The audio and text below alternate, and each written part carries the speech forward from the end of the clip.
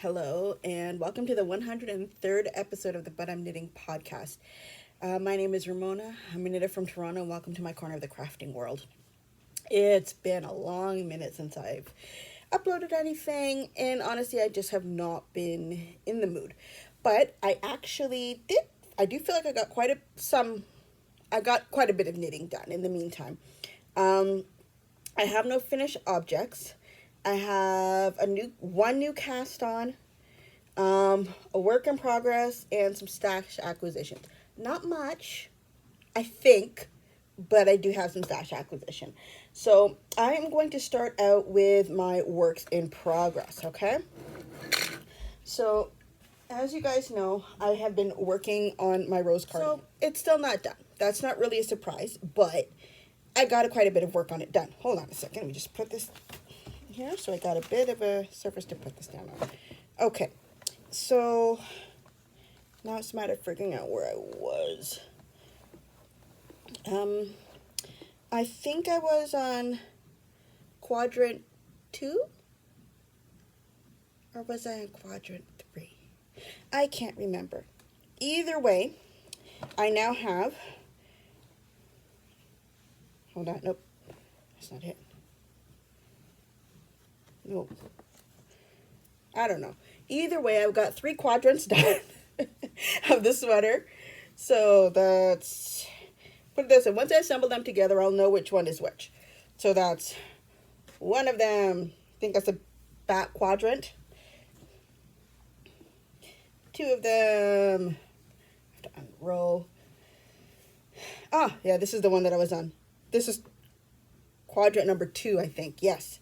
Yes, I did my back quadrants and then I did the front, I believe. Yep, so that's quadrant number 2.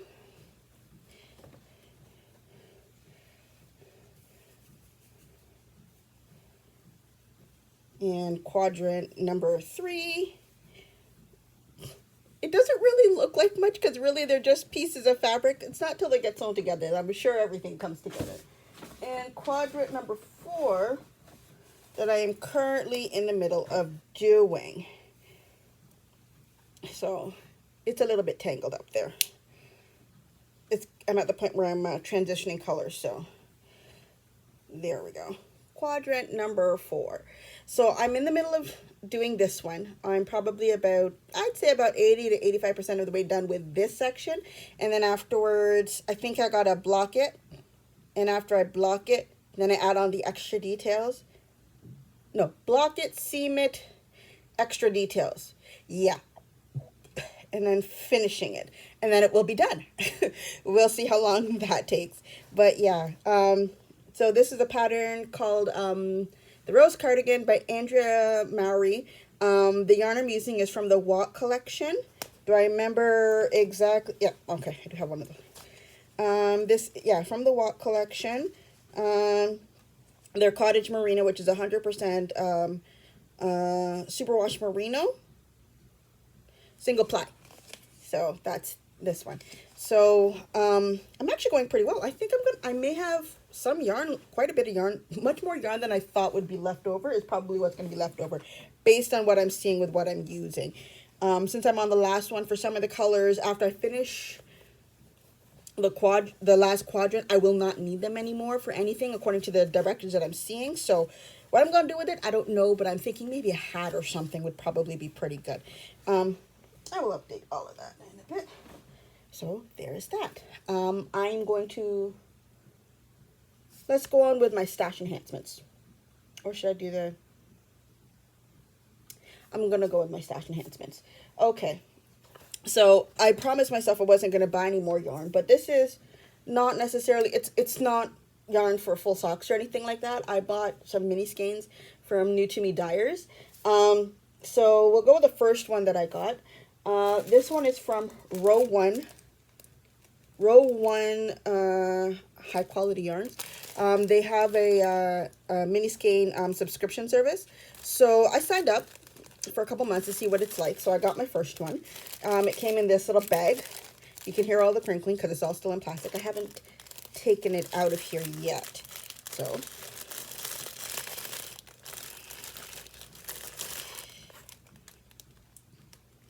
So these are all of the yarns that I got for this one.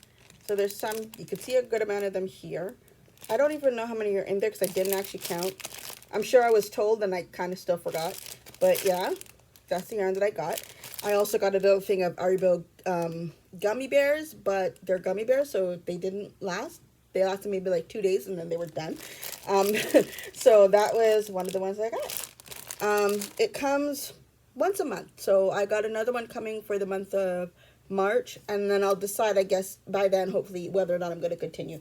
Because to me, I feel like I have a lot that I have to go through, and I don't want to continually play and just get a massive amount and then have no idea what to do with them. Like, I still have a whole basket full over there left over. There's a basket up there that has some in there too, leftovers from Advent and all of that kind of stuff. So just when I thought I was done with buying mini skeins, a dyer that I noticed, when did I find them? Maybe about the beginning of January, but I'm sure they're around from well before that. A Canadian dyer from Newfoundland. Is it Newfoundland or New Brunswick? Sorry, I got my provinces mixed up. So from New Brunswick, Dorchester, New Brunswick, Glenoi Co. So she makes she does regular, like, you know, full-size skeins and mini skeins and that kind of stuff, but she has sets that she put up on Instagram. And I decided not just to get one, but to get two. So I got 2 sets of mini skeins. I love the colors of them. That's the best way to show them all off. So I will be adding these definitely to my blankets. I'll probably use them for heel cuffs and toes. I will probably be, I don't even know what I'll use them for, but I know I'm going to use them. So I really like them. I'm looking forward to using them, but it's one of those things where I'm going to have to make an effort. There's a word I'm looking for. A concerted effort. There you go. My mind came back. I'm going to have to make a concerted effort to do things like work on my blanket in order to make sure that these things get used. Because if I don't do that, there's no guarantee as to how long it's going to just sit down there. And I want to make sure I use it. Sorry. Oh, sorry. I was hearing something. It's my cousin. She's humming to herself. So there's that. So that is everything for my stash acquisitions and generally for my works in progress. This episode is going to be really, really short because it's one of those things where either I do this now or I'm not going to end up doing it for who knows how long. So my next thing I did was a new cast on. It was an idea that had come to me at some point a few weeks ago, and I started, I wrote it down quickly on my iPad.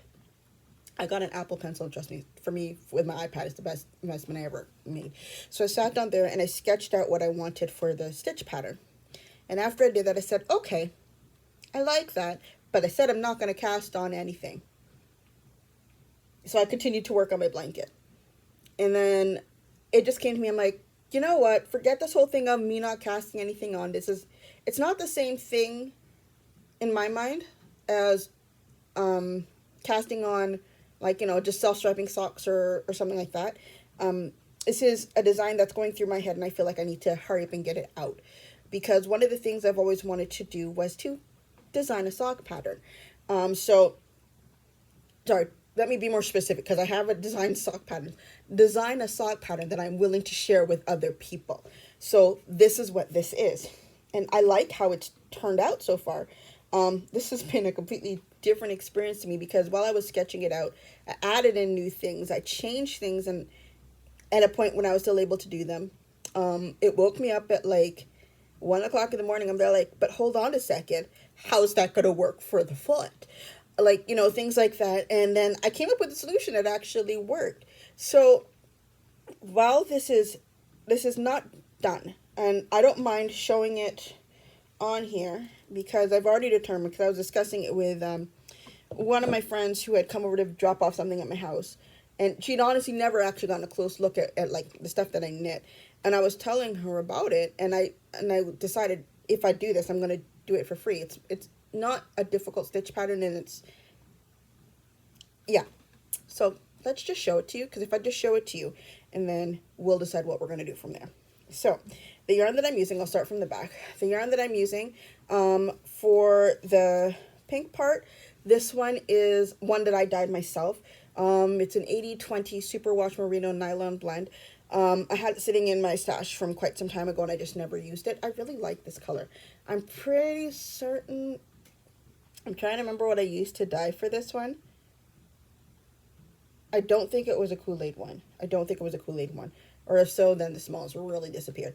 And then for the cuffs, I'm pretty certain that this is from Sweet Georgia, from her advent calendar. I probably used one of the mini skeins inside of here for my blanket, and I just decided I was going to, and I decided to use it for this. So I decided to go for a sporty stripe type of thing. So like, you know, athletic socks, they have the contrasting thing with the stripes, and I really like that. It was the first that popped into my head. So let me show you what I did. I'm kind of fascinated with the seed stitch right now. So this is my sock. It's not finished. I just need to close off the toe still. I was at that point last night, but I just went to my bed.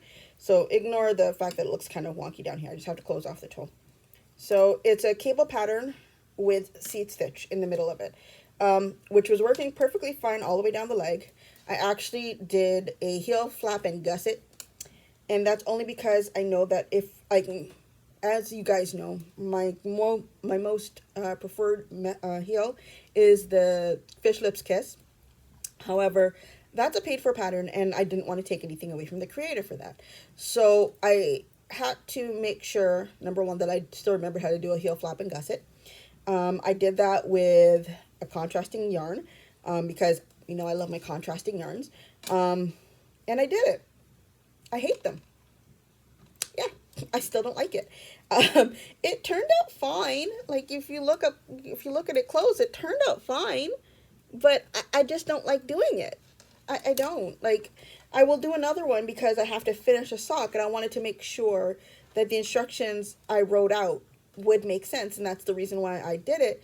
But honestly, if it was me, I would have already replaced that with a Fish Lips Kiss. If it was me just, you know, taking somebody else's sock and doing it for myself, that's one of the first adjustments I would have made. I forgot about doing all the gussets, decreases. Yeah, to me, I'm just like, oh right, I forgot I had to do that. Picking up stitches, oh right, yeah. I think that's the primary reason that I hate doing the heel flap and gusset. I find doing the flat knitting boring. That's me. I don't like picking up stitches because I never feel like I picked them all up, although I think I did a pretty good job with this one. But I did remember to do the decreases, and I did them properly. I did it. And then for the toe, this is where I got the problem, is because I forgot that with this with the purling at the very edge, it wouldn't curve in the way that I wanted to for the toe. But I found a way to somewhat make it work, but I'm still working on it. Like, it looks okay, but it's not as crisp as I would like it to be. Things that I've learned, where you place your decreases and increases makes a difference. I had thought when I had sketched it out, you know, having it on the outside here to allow everything to lean in this way. Yeah, don't do that. It leaves a weird little, what's it called? Like, thing. Like, when you're working on it, it kind of sits weird like that. I'm assuming, like, once you put it on, it will be okay, but I like the look of it better when it was put up here as opposed to on the edge. It was fine with the type of increase that I wanted to use, which was a knit front back, because I think that's the easiest one to do without thinking. Yeah. And also make sure you count your stitches when you're working, because at one point I realized while I had accounted for it in the chart, I did not account for it when I was working on it, and I was trying to figure out why I was off. But once I counted my stitches, I realized why. So I'm just gonna, for this one, I'm going to go over my pattern one more time, put it all together properly, and then I'm going to be asking for some test knitters. I will let you guys, if you are interested in becoming a test knitter for this, please let me know. You can either, I'm trying to figure out how to do this. If you have Instagram, message me on Instagram, because that's probably the easiest way for me to get in contact with most people, because I use that on a regular basis, right? So, yeah, and that's it for this. So I'm going to close off the toe and then get started on the second one, and just make sure that my instructions all make sense. I think it all does from what I've written down. There's just certain sections that I got to actually write out now that I've almost finished it. But yeah, first sock pattern that I'm happy I designed on my own. So yeah, so that's everything for this. I'm trying to think if there's anything else. No, I think that's it for now. So thank you for, oh, no. Somebody had put up a comment on episode 93. I just recently noticed it, and she was asking about my experience of working with DPNs for my first sock. Yeah. Okay, first of all, hi, Carol. Actually, I looked at it and I'm like, hold on a second, Carol. I'm like, I think I know this Carol, and I believe it's my cousin. I haven't actually replied back, but if it's you, hi. If not, hello, Carol, regardless. So in regards to working on DPNs for my first pair of socks, definitely learned a few things. I had already known how to cast on, and I'd already done it with double pointed needles before, because I had used it for a hat in the round. That was not the problem. My problem was, so it's basically what I would do is I would cast on all the stitches on one needle for me. That's what I did for my very first pair of socks. I cast them all on one needle because I had like, were they 6 or 8 inch long needles? I can't remember. They weren't like, put it this way, as I went further with double pointed needles, sometimes I'd go down to a 4. So you have 2 options for that. Either you take a really long one and you cast on all of your stitches, or if you have shorter ones, cast on, okay, we'll use a 64 stitch count as an example. Take your first needle, cast on 16 stitches. Second needle, another 16, 16 on the third, 16 on the fourth. Then join in the round and start doing your cuff. That, because I primarily worked with 4 needles when I first started. I found that a bit easier to work with and keeping track as to where I was with my pattern. I always made sure I used a stitch marker so I knew which one was my first needle that I was working with, and not to get things confused. If I was working on one needle, one double pointed needle, I put all of the stitches onto one, just so I can just keep doing the long tail cast on, because that's my preferred method of casting on for just about everything. I'd put them all there, and then I'd separate them out, I'd slip the stitches onto other needles in order to do it. Those are 2 different methods of doing it. One of the things you have to remember when you're working with double pointed needles, be careful where you fling the needle. I had already lost a needle while I was, they were bamboo ones, so I didn't feel all that bad. I was doing a pair of socks on the go bus heading towards Hamilton one week, and at this point I had been working on something in a magic loop, and I had gotten so used to just dropping the needle that I dropped it onto the bus floor, and then I could not find it again. Be careful where you're flinging your needle. Just be sure. Always know where you're putting it so you can find it when you're looking for it. However, one of the things, especially for knitting socks, in my personal opinion, do not use metal needles, especially when you're first starting to cast on and doing and the cuff for me. Because I found it that, I don't know if I was not knitting tight enough or it was because it was my first sock. As I finished working with one needle and it was now holding the stitches, and I'd start to work on the other one, the weight of the needle itself would slide out of the sock. And it happened to me so many times that I just got so frustrated that I had to get somebody from a knitting circle who took it home with her for the week, and by the time she brought it back for me, the cuff was done. And I guess maybe because of the tension, the needle did not slide out anymore. So I would suggest using a needle that's generally lightweight, not like, I think was it aluminum? I don't know. But they were like the Boy, like Boye, Boy, the brand. Those type of needles, like those kind of metals where they feel very solid. They were like a US 2, I think. Yeah, I'm pretty certain that was the size that I had used at the time. But since then, if I'm going to be doing double pointed needles, I use wood, like like a birch or something like that. Even bamboo if I have to. Or I use like what's the name of that one? There is one by, oh gosh, carbons. I've used those before, but for those ones, be careful of the joints from the metal to the black shaft of it. Be careful, because what has happened with just one of my DPNs, the rest of them are fine, is it, as I'm working with it, it catches on that. But that also happens with my circular needles, where with Magic Loop I have that same issue with one of the pairs with that. Um, that's my suggestion if you want to work with double pointed needles. I prefer working with circular needles like Magic Loop.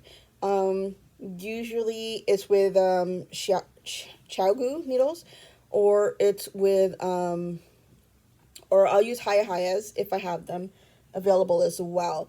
The Like needles, like that's the Lykke, yeah, those ones are actually pretty good, but I usually don't use them for stuff like socks, because I always end up using those for shawls. So I have like quite a few size 4 to size 6 in those ones, which work really, really good as well. That's just my personal opinion. So I'll leave it completely up to you. So if I can summarize the DPN experience, don't use heavy needles, use light ones. You can either work with 4 or 5 needles in total for your double pointed needles, as long as you're able to keep track of which one is which. I suggest a stitch marker to put on the first sock, on the first needle, so you can keep track of where your beginning of round is. Unless you can keep track of it by the tail of the project. It took me a while to get to that point where that I do it like that. Yeah. And yeah, that's pretty much it. So that's going to be everything for today. Hope to see you again eventually. And thank you for spending your knitting and crafting time with me. And have a good day. Bye.